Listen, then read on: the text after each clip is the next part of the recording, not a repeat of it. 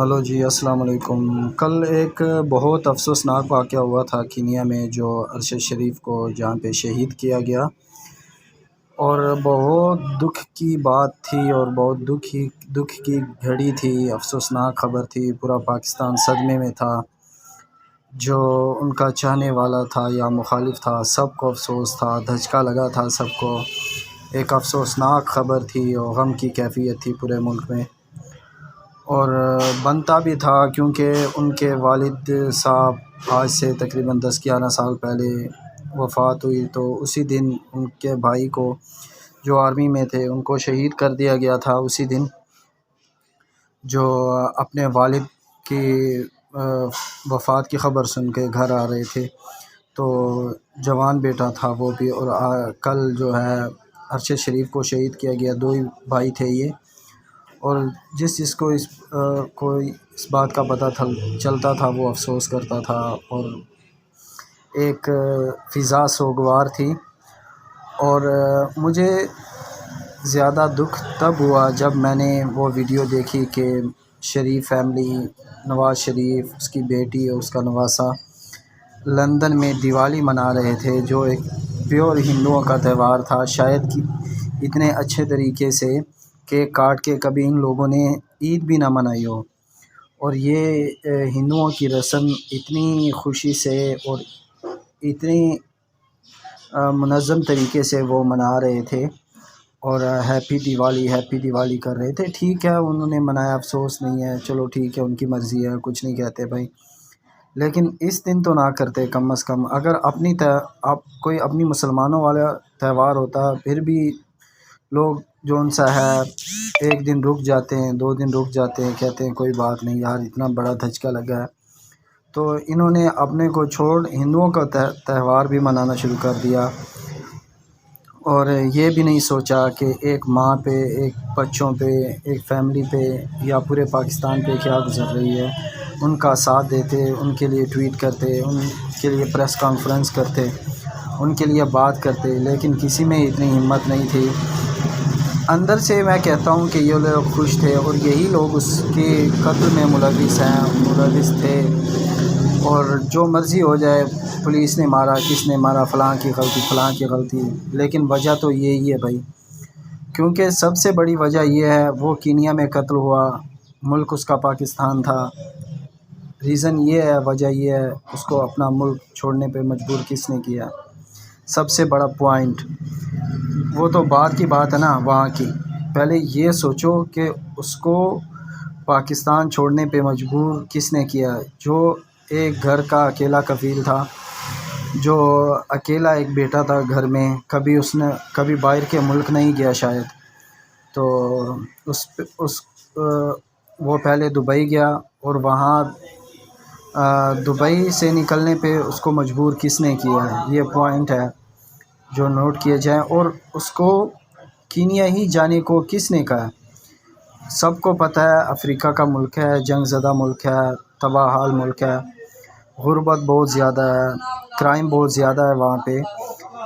اب تو یہ آسانی سے کہہ دیتے ہیں نا جی، اس کے پاس ویزا نہیں تھا تو کینیا کا آن ارائیول مل جاتا ہے ویزا، اس لیے وہ وہاں پہ چلا گیا۔ بھائی صرف کینیا ہی نہیں دیتا آن ارائیول ویزا، بہت سارے دوسرے کنٹریز بھی ہیں، شاید 40-45 ممالک ہیں جو آن ارائیول آپ کو ویزا دیتے ہیں پاکستان کے پاسپورٹ پہ۔ صرف اس کو کینیا ہی جانے پہ مجبور یا مشورہ کس نے دیا ہے، یہ پوائنٹ ہے جو نوٹ کیا جانا چاہیے، اور ان چیزوں پہ تحقیقات ہونی چاہیے۔ اور وہاں جو 2 آدمی تھے اس کے ساتھ، وہ لوگ کون تھے، اور ان کو کچھ کیوں نہیں ہوا، ان کو خراج تک نہیں، 8-10 گولیاں لگی گاڑی میں، اور 8-10 گولیاں لگی گاڑی میں، اور 8-10 میں سے یا ادھر ادھر لگیں یا سیدھی ارشد شریف صاحب کو لگی۔ یہ باتیں نوٹ کرنی چاہیے کہ، اور سب جو میں نے نوٹ کیا، سب سے بقول پولیس کے، بقول پاکستانی میڈیا کے، کہ گاڑی ہمیں شبہ تھا کہ چوری کی ہے اور بچے کو اغوا کیا جا رہا ہے، اس لیے اس پر فائرنگ کی۔ آپ نوٹ کرو، سب سے بڑا پوائنٹ ہے، آپ گاڑی پہ اس طرح پولیس، کیونکہ پروفیشنل ایک محکمہ ہوتا ہے، ایک ادارہ ہوتا ہے، وہ اس طرح کبھی بھی، پہلے تو چاہے وہ کسی بھی کنٹری کی ہو، ان کو یہ نہیں سکھایا جاتا کہ آپ سیدھی گولیاں مارو۔ اگر مارتا بھی ہے ایسی سچویشن میں تو آپ سوچ لو تو کہ وہ گولی کس کو مارے گا۔ وہ گولی سب سے پہلے بھائی ڈرائیور کو مارے گا، کیونکہ گاڑی ڈرائیور بھگا رہا ہوتا ہے۔ اور آپ اس قتل میں دیکھ لو ڈرائیور کو کچھ بھی نہیں ہوا، جو ساتھ والی سیٹ ہے جہاں پہ ارشد شریف بیٹھے ہوئے تھے اس کو مارا گیا۔ اور یہ بھگانے والی بات بھی سراسر جھوٹ ہے کہ میرے خیال سے کھڑی گاڑی پہ فائر کیا گیا، کیونکہ اگر گاڑی بھگا رہا تھا اور اس کو گولی لگ جاتی ہے تو گاڑی نے لازمی بات ہے الٹ جانا تھا، تو گاڑی کو بھی کچھ نہیں ہوا، ساتھ والے 2 آدمی تھے ان کو بھی کچھ نہیں ہوا، ارشد شریف کو جو ان سا ہے گولی لگی ہے۔ اور میرا اس سے بھی بڑا پوائنٹ ہے کہ اس کو روک کے، ارشد شریف کی گاڑی کو روک کے پہلے اس کو مارا گیا، اور جو ادھر ادھر ٹائر میں یا گاڑی میں فائر لگے وہ بعد میں مارا گیا، صرف اس چیز کو کور کرنے کے لیے کہ ہم نے اور بھی گولیاں چلائی۔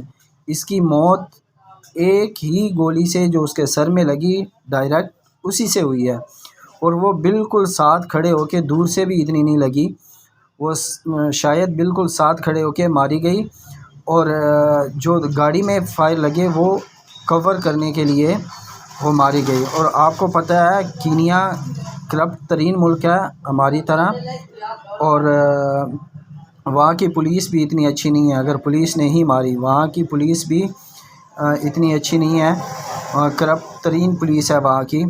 تو اس کی تحقیقات ہونی چاہیے۔ تحقیقات کون کرے گا؟ مارنے والے تو کبھی تحقیقات صحیح طرح نہیں کر سکتے، تو لہٰذا بالکل سیدھی بات ہے بھائی، کوئی مانے نہ مانے، امپورٹڈ حکومت نامنظور، انہی کے کارنامے ہیں بھائی، انہی نے مارا ہے۔ تو کیونکہ انہی لوگوں نے اس کو پاکستان چھوڑنے پہ مجبور کیا گیا، اس کے لیے زمین تنگ کی گئی۔ وہ جس طرح فضل الرحمان نے کہا تھا کہ ہم آپ کے لیے زمین تنگ کر دیں گے، اس کے لیے واقعی زمین تنگ کی گئی، اس بیچارے کو پاکستان چھوڑنے پہ مجبور کیا گیا، پھر اس کو دبئی چھوڑنے پہ مجبور کیا گیا، اور کینیا میں اس کو ٹارگٹ کیا گیا۔ کیونکہ آپ سوچ لو کینیا میں ٹارگٹ کرنا آسان ہوتا ہے بجائے دوسرے کنٹریز کے، یہ بات نوٹ کی جائے۔ تو اللہ تعالیٰ اس کے درجات بلند کرے، اللہ تعالیٰ اس کی فیملی کو صبر عطا کرے، اللہ تعالیٰ اس کے جو قاتل ہیں اللہ تعالیٰ ان کو نیست و نابود کرے، ان کو تباہ و برباد کرے، ہم یہی کر سکتے ہیں۔ اور انشاءاللہ اللہ کی لاٹھی بے آواز ہے، انشاءاللہ ان سے اللہ تعالیٰ بدلے ضرور لے گا۔